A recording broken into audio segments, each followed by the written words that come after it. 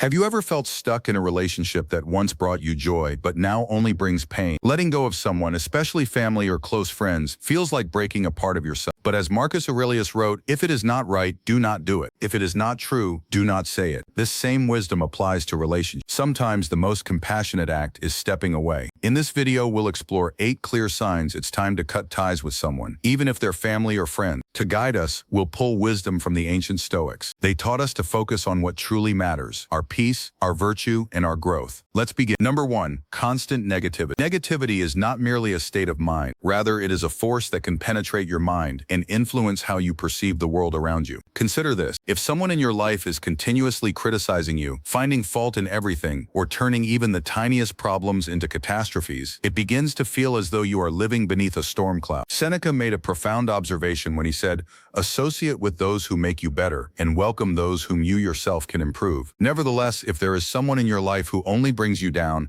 how can you hope to improve? Take time to think about this. Do you walk away from interactions with this person feeling more positive? Or do you carry their negativity with you like a burden on your shoulder? Especially with the individuals we care about, it is easy to justify this behavior. That's just how they are. Or they're going through a tough time, are things we tell ourselves all the time. If this pattern continues day after day, year after year, ask yourself, is this individual devoted to remaining in their storm? And am I willing to remain in it with them? If this strikes a chord with you, what steps should you take next? To begin, make an effort to approach the problem with compassion. Discuss how their persistent pessimism affects you. Sometimes individuals fail to see the impact they have on others. You could say something like, "I've noticed that our conversations frequently center on the negative, and it leaves me feeling overwhelmed.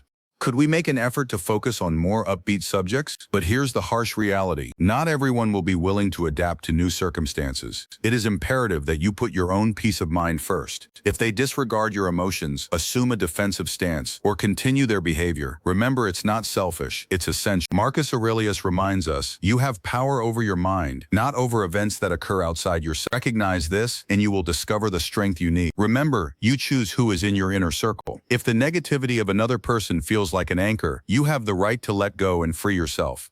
Life is far too short to waste it by lowering your light to blend in with the shadow of another person. Number 2. Emotional manipulation. Oftentimes, emotional manipulation begins with simple steps. It may appear as a guilt trip, a subtle dig, or even excessive flattery, with accompanying condition. Your worth, your actions, and even your recollections can all be questioned by the manipulator. However, it does not necessarily feel like abuse. Rather, it feels like obligation. This is what makes it so pernicious. The wise words of Epictetus can be summarized as follows. You are not the victim of the world. Rather, you are the master of your attitude. But how can you take control of your attitude when someone is continually pulling the strings of your emotions without your permission? Manipulators thrive on having control. Your generosity is transformed into vulnerability, and your loyalty into a chain. Have you ever felt like you are always apologizing, even when you have done nothing wrong? Or had the impression that no matter how much you offer, it's never enough? These are common indicators of emotional manipulation. Stoics remind us that although we cannot control other people, we can control how we react to them. Sometimes the most effective answer is to remove oneself from the situation. Here's a guide for dealing with emotional manipulation. First, acknowledge it for what it is. Ask yourself, does this person respect my boundaries, or do they make me feel guilty for having them? Answer accordingly. Set boundaries that are unambiguous and unyielding.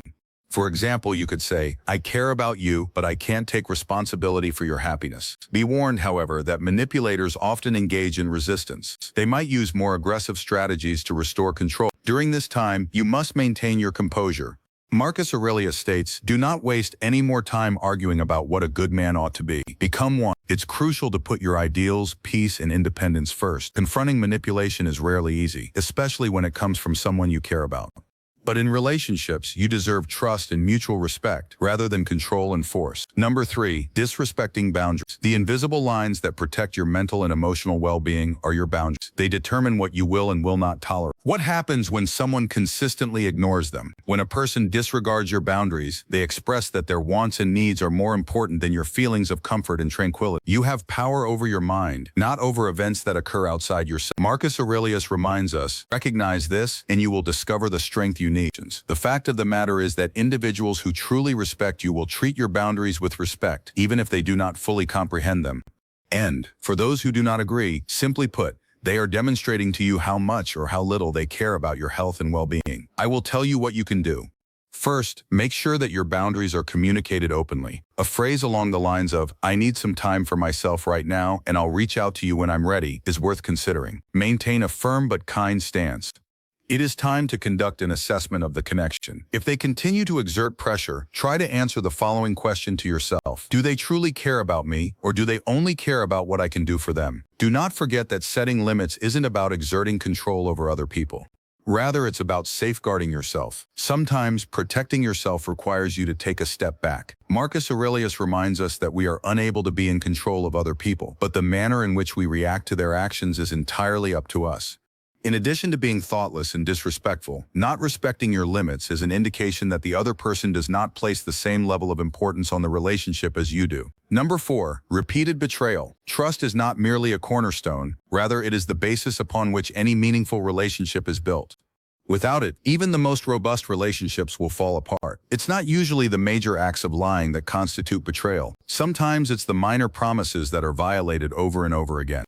To make things more difficult, Seneca made a profound observation when he said, "Fidelity purchased with money may money destroy. However, what about faithfulness in romantic partnerships? When a relationship is consistently breached in terms of both loyalty and trust, the relationship itself begins to deteriorate. It is possible that you will forgive, but each new act of betrayal will renew the wound, making it more difficult to heal. It is possible that you will tell yourself, this time will be different. For a period of time, it may be. Sometimes when betrayal becomes a pattern, you are forced to confront a harsh reality. The individual in question places a higher value on their impulses, reasons, or convenience than they do on the trust that you have placed in them. So what are your options? The first step is to identify the pattern. Is the betrayal a one-time error, or does it continue to be a part of a cycle that keeps happening? If it is the latter, it is time to have a serious discussion about the matter. Inform them of the ways in which their actions have impacted you and the things that you require to see in order to regain your trust. However, here is the thing about trust. It is not something that is simply given. Rather, it is something that is earned. You have every right to withdraw from the situation if their apologies are meaningless and their actions do not correspond to what they have said. Epictetus made the observation that circumstances do not make the man, they only reveal him to himself. It is unfortunate, but you might not be one of their priorities, as their repeated betrayals disclose what their priorities are.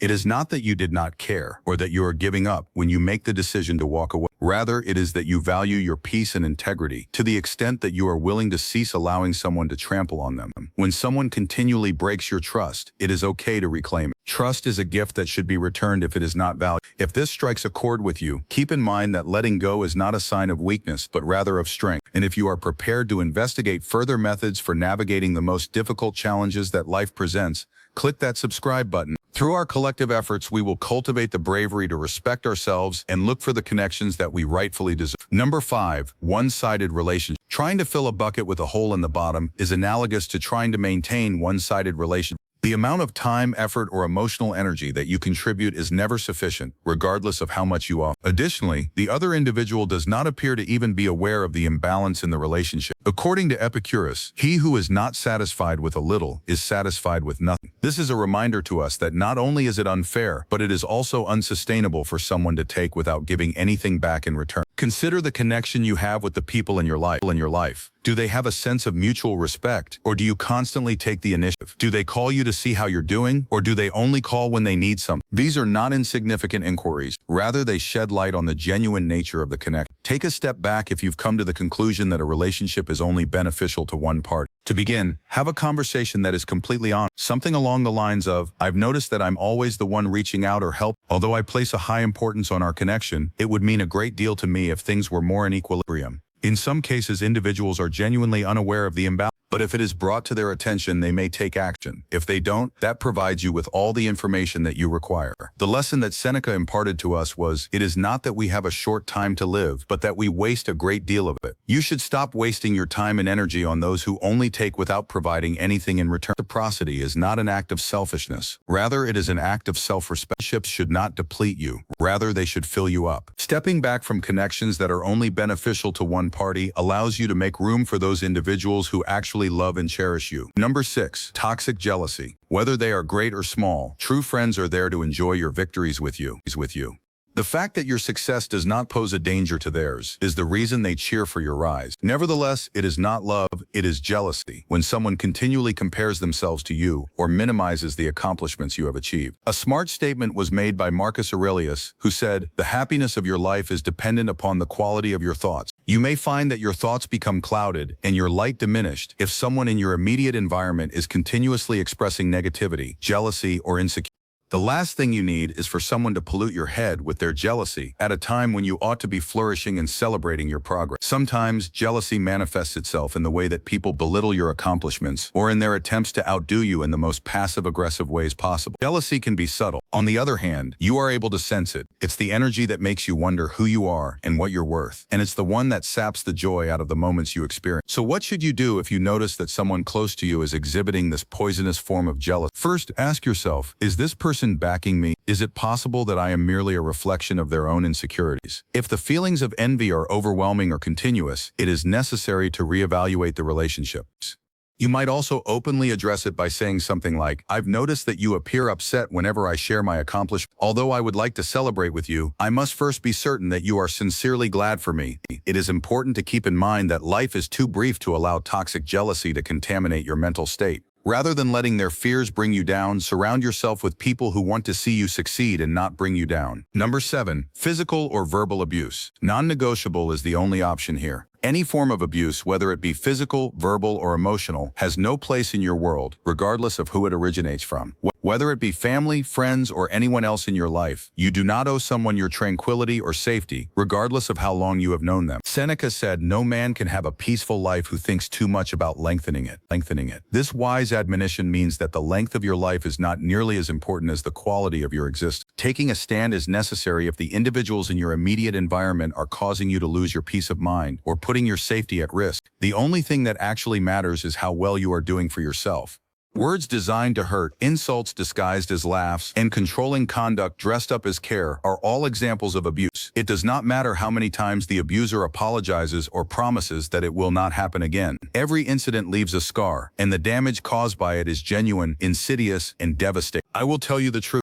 Just remember that it is quite okay to seek support in these kinds of circumstances, whether it be from friends, therapy, or even legal authorities. There is no need for you to bear the burden of abuse by yourself, and you do not owe anyone the responsibility of protecting them more than you owe yourself the responsibility of protecting yourself. Freedom is the only thing you cannot give up. Epictetus once said, regarding the subject, ensure that you are able to live your life free from fear. Don't sit around and wait for things to grow worse. Leave if you are in a situation where you are being abused. No relationship is worth putting your safety or sense of self in jeopardy. Make sure to protect both your body and your peace of mind. The life you have lived is deserving of love, respect, and kindness. Number 8, feeling like you've outgrown them. At the end of the day, growth frequently involves abandoning people. This is not about holding grudges or being angry. Rather, it is about progress. In the course of our development, we may come to the realization that certain relationships are no longer congruent with the person we are becoming. The fact that you have outgrown a relationship does not imply that it was pointless. Rather, it indicates that you have gone in a different path. You have left behind a portion of who you are, and not everyone will be able to follow in your footsteps. According to Epictetus, progress is not achieved by luck or accident, but by working on yourself daily. Stepping into who you are intended to be is an essential part of the growth process, even if it means going alone for a period of time. Not everyone is destined to be a part of the next chapter of your life. This does not minimize the significance of what you presented to them. The purpose is to provide the opportunity to encounter individuals who are destined to accompany you on the subsequent stage of your journey.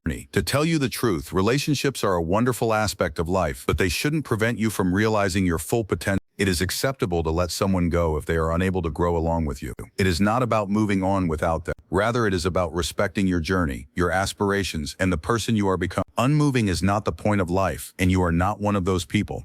Sometimes, letting go of what is known makes space for something that is waiting to elevate you in ways never imagined. Leave someone behind if they are unable to accompany you on your journey. It's okay to do so. It's not a loss. It's the beginning of something even more significant. If you found this meaningful, know that you are not alone. Putting your own health and happiness first is one of the most stoic gestures of self-love. A simple task.